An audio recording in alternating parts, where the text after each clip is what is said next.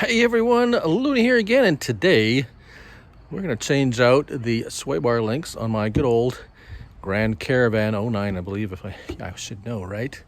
09 Grand Caravan, the sway bar links. Why am I changing these? Well, I suspect they're making a little bit of noise in the front end.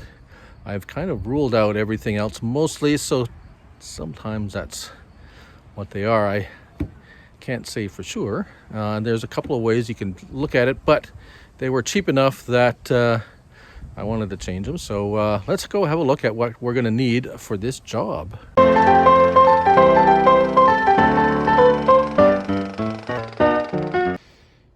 All right, here's my typical work staging area, at least for videos.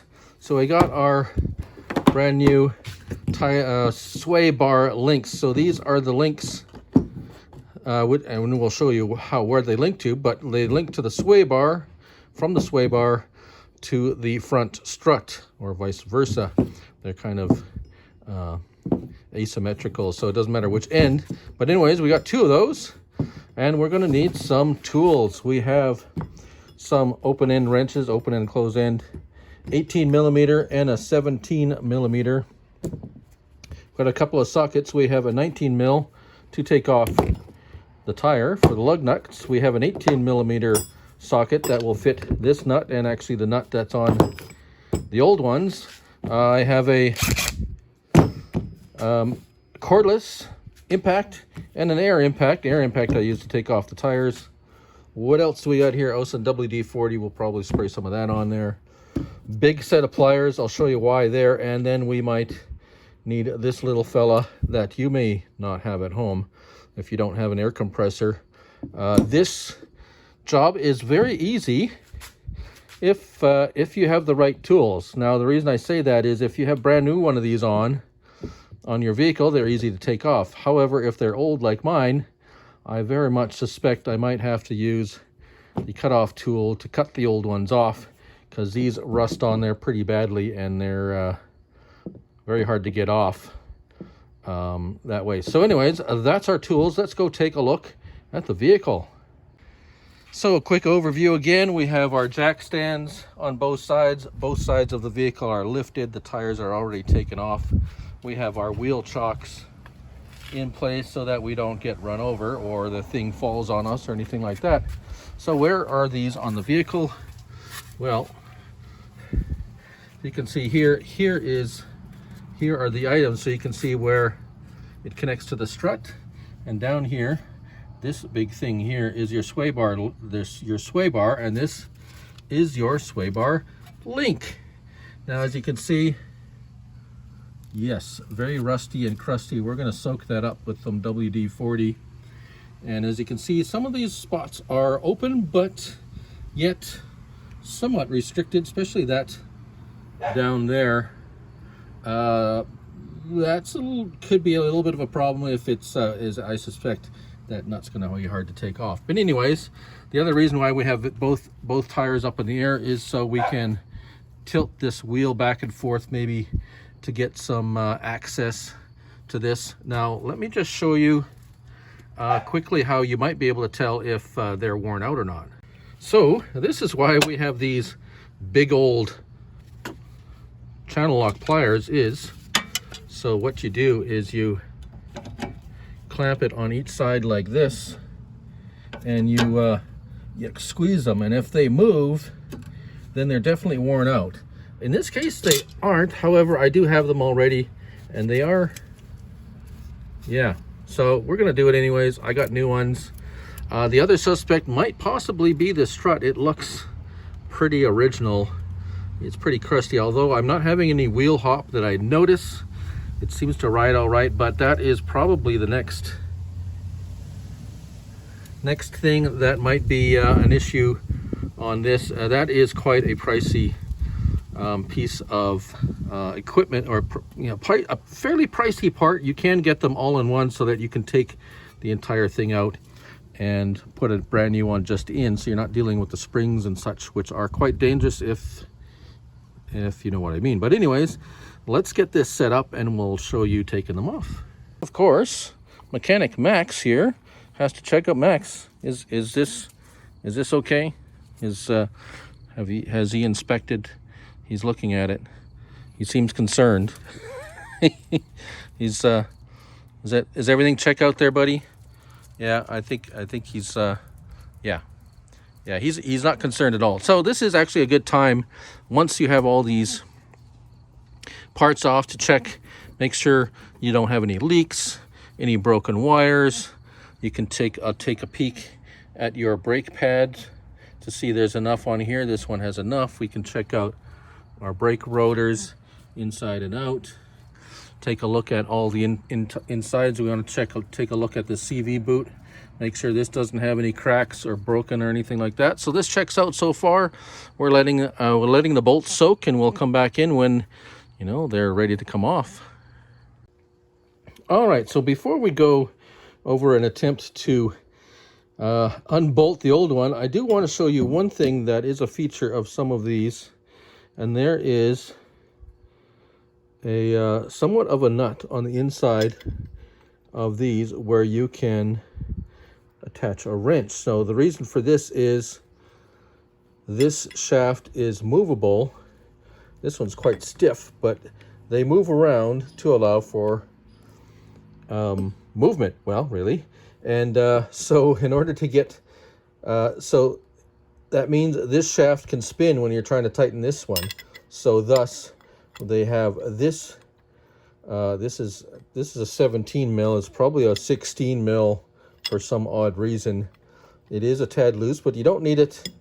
You just need it to hold it while it goes on there. So the reason I show you that is sometimes you get lucky and the one you're trying to take off also has that. They don't all have this. Some of them don't, and then that's when that comes in handy. However, I do believe we have one on the old ones. It looks like they may have been replaced at some point.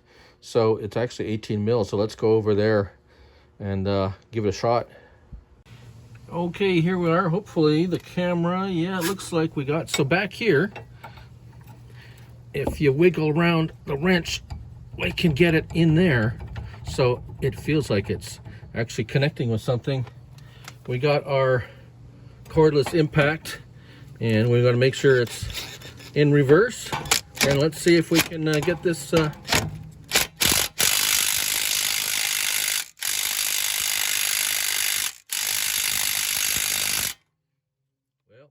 let's go get the air impact. All right, here we go. One more try. Let's go.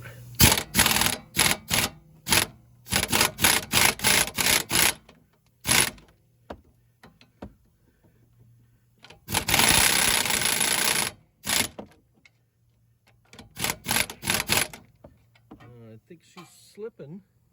Yeah, let's go get a different size wrench. All right, so it was a 17. It was just really hard to tell.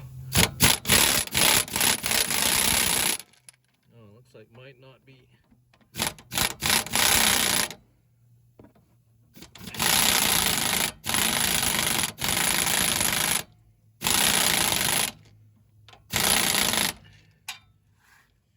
Well, yeah.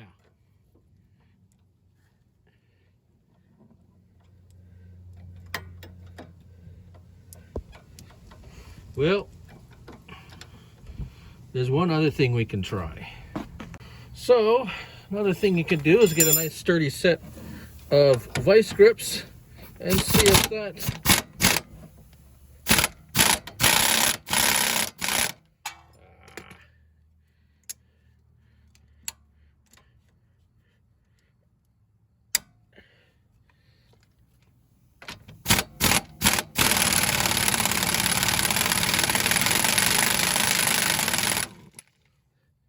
well, plan B. Well, I really didn't want it to come to this, but it looks like we're there. So let's make sure I don't get my phone all full of this. Spins very fast, so if you are using this, be extremely careful. We're going to come in behind, being careful not to cut the strut at all, but we want to cut that bolt, and it's going to be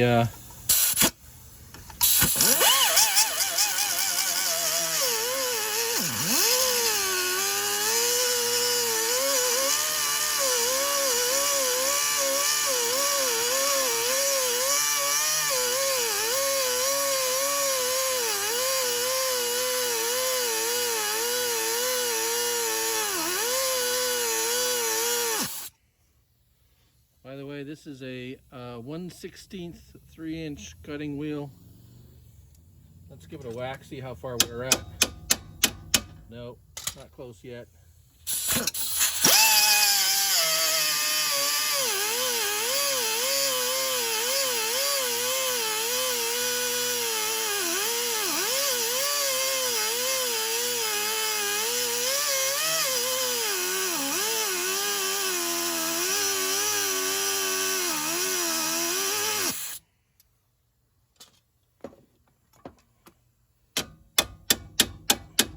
Oh, it's going to take a while.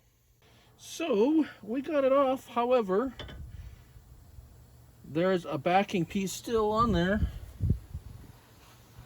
that's slightly larger than the hole. So, we're going to have to do some more cutting. This is going to take a while.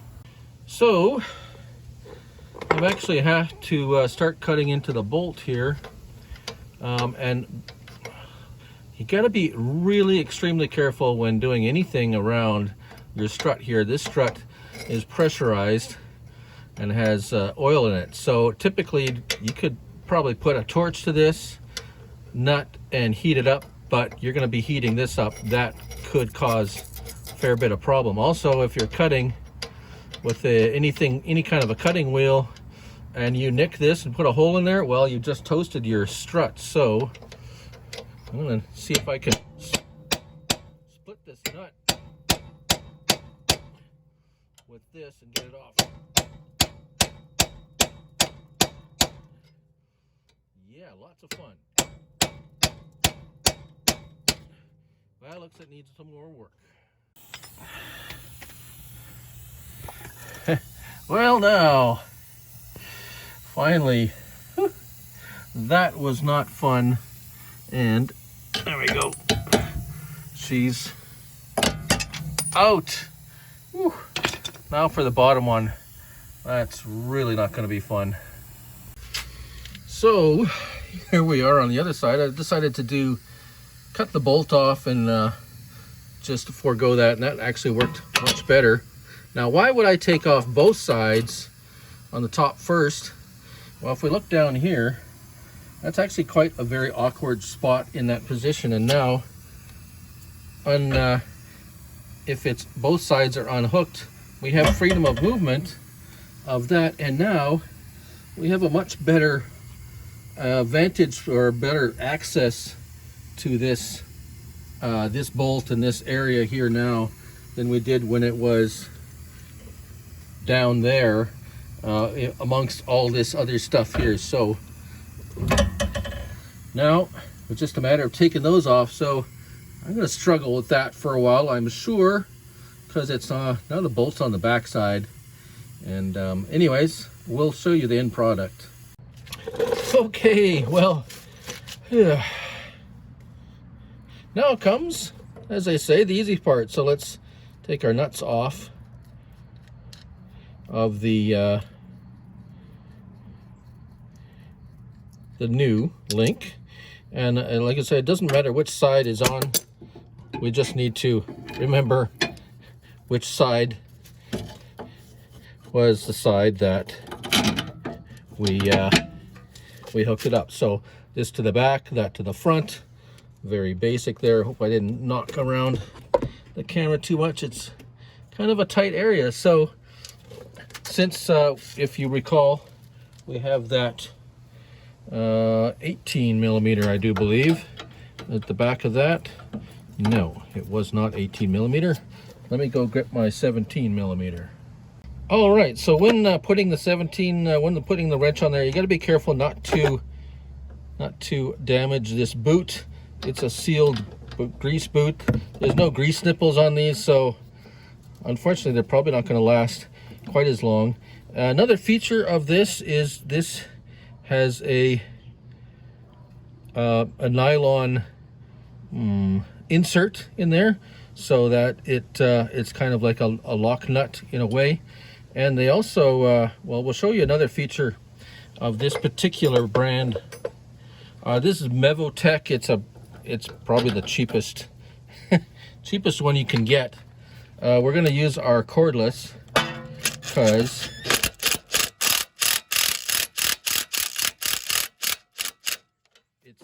quite so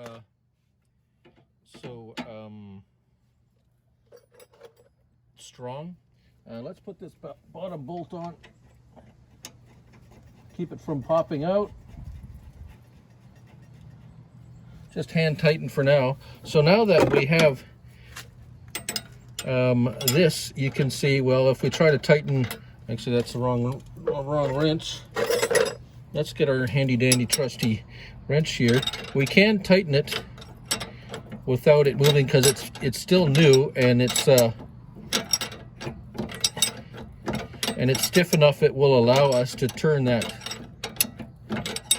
freely without having to hold it. However, once we start getting a little tighter, it might start to spin. So what this has is an Allen key end on it where you can insert an Allen key to prevent it from spinning while you're tightening it. And this is actually pretty good and tight. We didn't need it, but there we go. You don't want to over tighten it, but that's pretty good. Now gonna have to go ahead and do the same to this bottom one, and we're done with this side. All right, and there we have it, all nicely snugged up and looking new and tidy. And there we go. We're just going to finish up the other side, get the wheels back on, torque down to the 100 foot-pounds. Foot-pound on these, I don't know. I just snug them up so that they're at least hand tight as I can get them. And with the lock nuts on there, usually they rust up pretty good, so they'll never come off. And there you have it. That's it for this episode. Thank you all for watching. Hope you enjoyed it in some way, shape, or form. And of course, before I go, as always, do what you love. Love what you do. Till next time, bye for now.